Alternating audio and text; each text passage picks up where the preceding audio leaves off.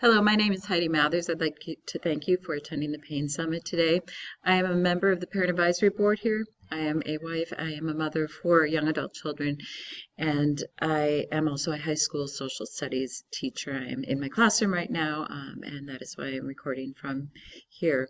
I first came into contact with the University of Minnesota Masonic Children's Hospital when my youngest son was 16. He and I were at a local park when he went into cardiac arrest. I saw him fall on his face in front of me and immediately turned blue. I it, of course, hollered for help, and the emergency response was tremendous.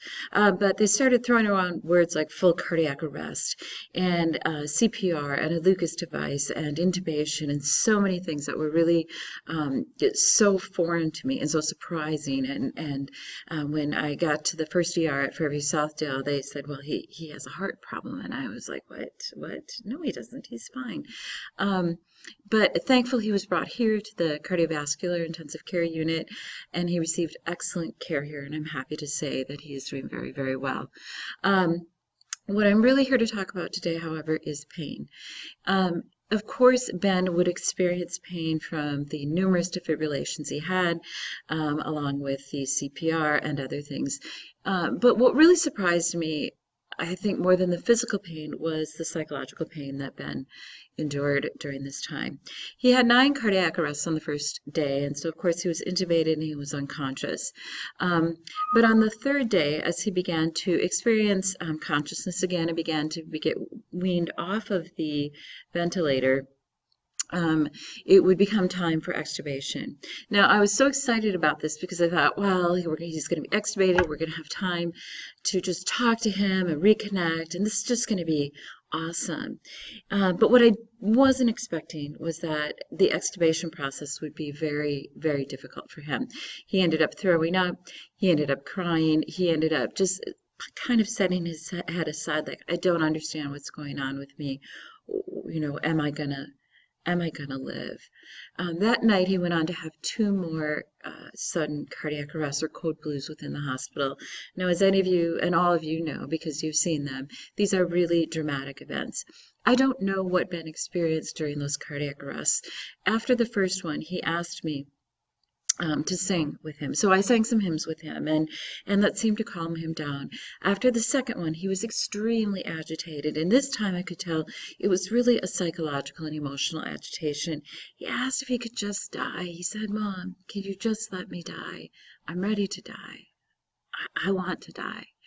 And at this point, I knew that he was struggling very much with not only his own future and what that would look like for him, knowing that he has this heart problem that he didn't know about, but he was also struggling with the pain that his illness was causing me. Now, I think this is something that's unique for our patients here as they grow into those years of cognizance of their own mortality. And I think this is what Ben was really dealing with. In the several months following his hospitalization, he would often ask to just die, or he would say things like, well, why do I bother learning anything? I might just die tonight anyways. So really the psychological pain extended beyond the time of his hospitalization. I think as well as the psychological, emotional, existential pain that he was experiencing, another thing that surprised me was how this extended to the rest of the family. Now myself, one would expect that a mother would experience PTSD following something like what I witnessed. But what I did not anticipate was how difficult this would be for his two of his older siblings who were in college at the time. Both of them ended up needing clinical care and day treatment because of anxiety, depression, or other issues following Ben's hospitalization. So I guess in the end, my point here is that you guys are doing so much. You do an amazing job. And, you know, we have this slogan in our district, all for all, the district I work in, and you can't be all for everybody. But I would encourage you to think about, especially with those adolescent and young adult patients, think about where they're at emotionally and psychologically. What kinds of big, deep questions might they need help with understanding And in assessing as well the psychological needs of our family, I truly was unprepared for the psychological impact of Ben's illness and his hospitalization. I thought, hey, he's alive, we should just be thankful and everything will be happy and great. And the reality was that it wasn't. It was really difficult.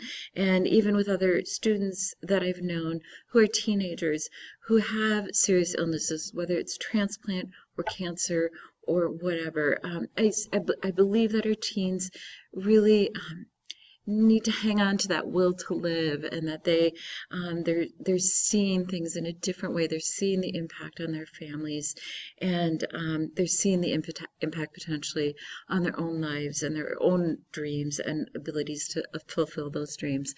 So in the end, of course, we have to treat the physical pain, and I encourage you, as you look at your teens and your young adult population, to really understand the unique needs and issues that they are dealing with at their developmental phase in life.